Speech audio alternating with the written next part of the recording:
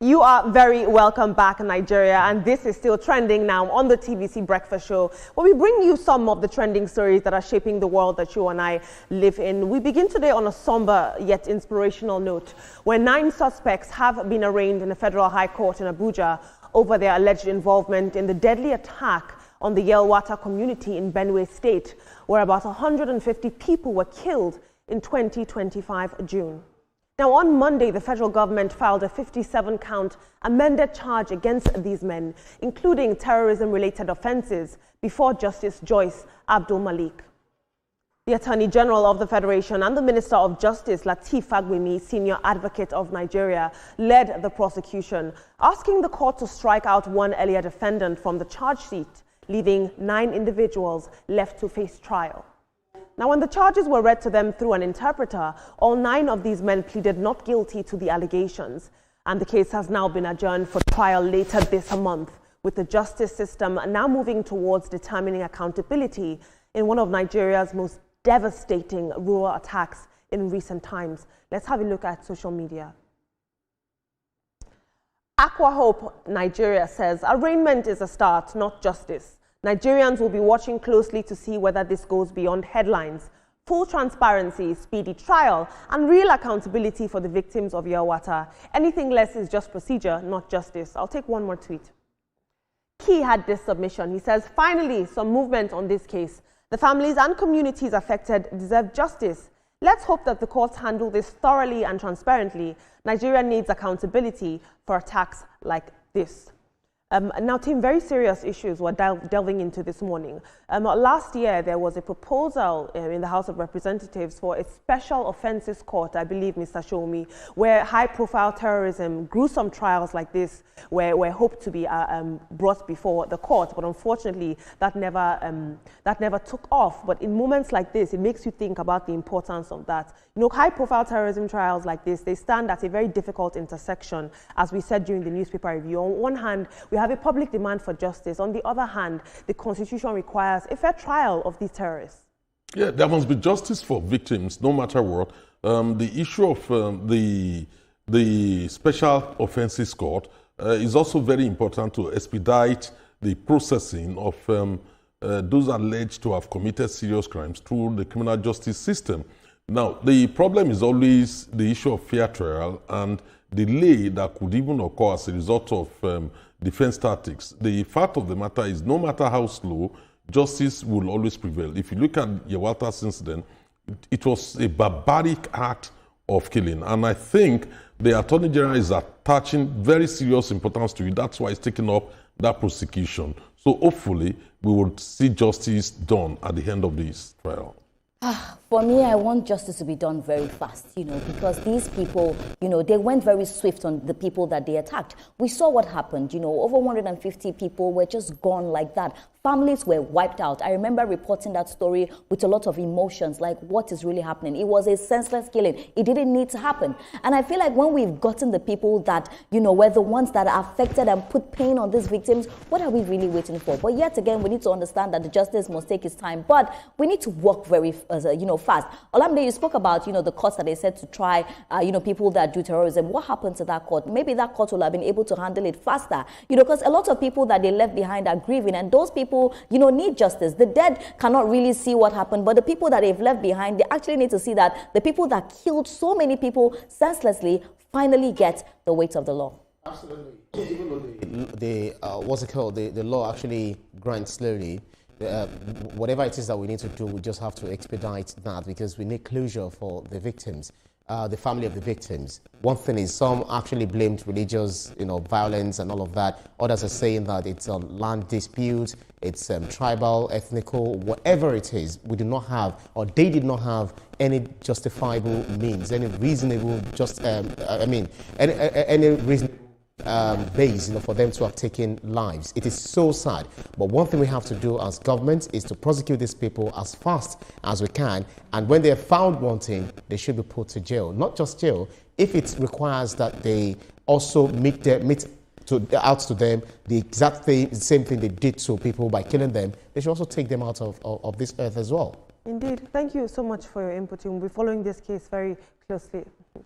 Moving on, good news, electricity has been restored to the Nigerian High Commission in Pretoria, South Africa, after a brief outage that drew attention both in Nigeria and abroad. Now, electricity to the Nigerian High Commission was cut earlier this week by the city of Tshwane over unpaid municipal utility bills. The city's executive mayor, Nasipe Moya, confirmed the action on social media, stating that the Nigerian mission owed for services and would be reconnected once payment was made. Well, electricity has now been restored after the Nigerian High Commission reportedly settled their outstanding debt, although the mission has not yet issued an official statement on this matter. But of course, this incident has drawn a lot of criticism of the South African mayor as well as the Nigerian government. Some are arguing that raising the issue publicly on social media risks straining diplomatic relations between both countries, while others argue that, a country should never owe in any regard. It's not good for our street credibility. Let's have a look at social media. Bashir Ahmed OON says, Nigeria is far bigger than any country to drag us on social media. If there were a proper understanding of diplomatic relations, a single phone call could have amicably resolved the issue without turning it into a public spectacle for clout. Perhaps next time it would be wiser to consult your advisors and allow diplomacy, not social media theatrics, to lead the way. He was talking to the mayor of Pretoria here. Ino says, Dear Mayor, it is completely unacceptable to post such. This could have been handled better and more diplomatically. But curious, why do most South Africans hate Nigerians? Aren't we one Africa? And finally, Daniel Rega says, Nigeria has more than enough money to pay for utility services in any country. If the government fails to do that, it's on them. Nigerians over here, back home in Nigeria, are expected to pay for electricity bills despite the unstable power supply, which is no news to the world. So if the Nigerian government should also lead by example by not owing debt. I never thought I would see the day where one country would call out another country on X or all social media platforms. It's good to see Nigeria cleared her debt, but we should never have been put in this precarious situation in the first place, especially considering the very strained relationship, between Nigeria and South Africa, Mr. Shomi. Yeah, the issue is bifurcated somehow. If you look at the issue, on one part you have so many complaints, including major complaints, including different countries owing the mayor, and on the other side of it you have South African complaints also owing. So what we've seen is that the mayor chose to focus on Nigeria and said, look, made an example of us by actually going on social media to expose that. But unfortunately for the mayor, the country paid immediately the same day because the funds were available. It was not a case of paucity of funds. So this is just a clear case of we need to learn from it to avoid allowing egg on the face, like what happened to us. Because there are some people who, in any case, no matter what happened in South Africa, will still pick issues, with Nigeria. But at the end of the day, we have a responsibility to pay our bills in time. That's it. I feel like our bills should be paid right in time so that we do not get into these kind of conversations. But also, I feel like there's just a need to bring everything on social media. For me, I didn't think this needed to be brought on social media. This is something that they could have resolved amicably. But we still stand on the fact that, that Nigeria is very important. You're a prestigious country. You're the giant of Africa. It's very important that, these bills are paid because people are looking for so many opportunities just to drag, Nigeria. But talking about South Africa, I don't know, maybe because I'm Ghanaian, because I remember when I went to South Africa, it was a beautiful treatment. And then I had a conversation with I think it was the mayor, when we were speaking about the visa restrictions and all of that. I think that we've gotten to a point where South Africans are now starting to accept Nigerians. So contrary to those claims before that, there's a little bit of kind of rift, I think that we're getting to the point where we're bringing, the both countries together. Because at the end of the day, we are one, Nigeria, Ghana, South Africa. So whenever I hear South Africans don't like Nigerians, Nigerians don't like South Africa, it really hurts me because when I went there, they were fantastic people. They were amazing people. But I don't know if it's because I'm Ghanaian, but I think that we're finally getting to that part where, Nigeria and South Africa just have that beautiful relationship. Talking about being very hospitable, I do not know of any country on the African continent that is very hospitable more than Nigeria when it comes to accommodating and all of that, but we do not get to be treated the same way when we go to some of these countries. But then it's quite interesting and very unfortunate that the High Commission office could fall into the issue of electricity debt. Well, you had the money. Well, why don't you pay immediately? The same thing AEDC, I think Abuja Electricity Distribution Company, also threatened to, disconnect the Aso Rock, at some point in time because of the high debt and all of that. The same thing happened sometime 2024 in London, where they also threatened that they did not pay some park fees and electricity or whatever it is. So whatever it is that we need to do, settling our debt is very, very important, because it will be very infra-dig for any country to be looking at Nigeria and say, "You're owing me." Owing you what? We have money. We'll pay you. We even Thank you so much for your input, team. We've got to move on. Into the world of trade in the East, where traders at the Onitsha main market in Anambra State have partially complied with the government's directive to resume business on Monday. And it's marking a key moment in the ongoing dispute over the Monday sit-at-home order by Governor Soludo. Now recall that there was a one-week closure that was ordered by Governor Chukwuma Soludo after traders repeatedly observed the sit-at-home protest.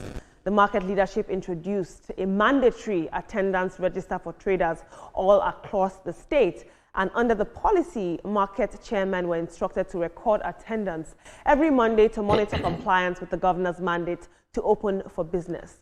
And on Monday, some traders arriving at the market began signing the attendance register as required, signaling their willingness to open their shops, despite lingering fears tied to the sit-at-home directive.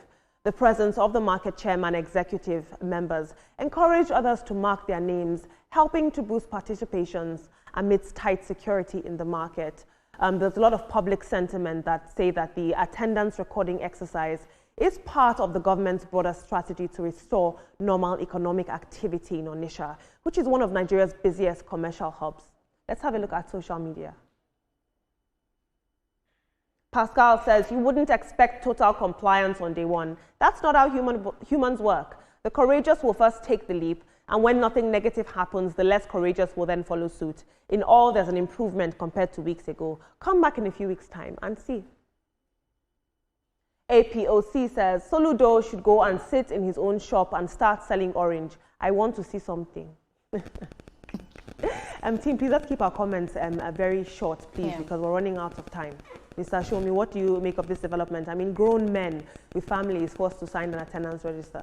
No, I think Soludo has taken a decisive step. We should not forget that this problem has been on even before Soludo, and people were complying with non-state actors' directives. So the government now said, no, enough is enough. We're not going to have this going on. Apart from the state is losing revenue, the facility belongs to the state. Is it that you want to use it or you don't want to use it? Absolutely. Comply with government instruction or with state actors' instruction, and then you lose the shop. Interestingly, the IPOB leadership also announced that asked workers not to turn up, to sign that register, but the reverse is the case. So it shows clearly that the people are highly motivated, to reject non-state actors' directives. I think well done, Soludo. For me, I don't know about a register, but all I'll say is that they need to make sure that these people are safe. These people that are coming to the market on Monday, they need to make sure they're safe. Also, let's not forget that, that market lost over 8 billion naira for just the sit-at-home that they were not going to the market. So I think it's a good one that, market operations should begin from Monday to Saturday or Sunday. But,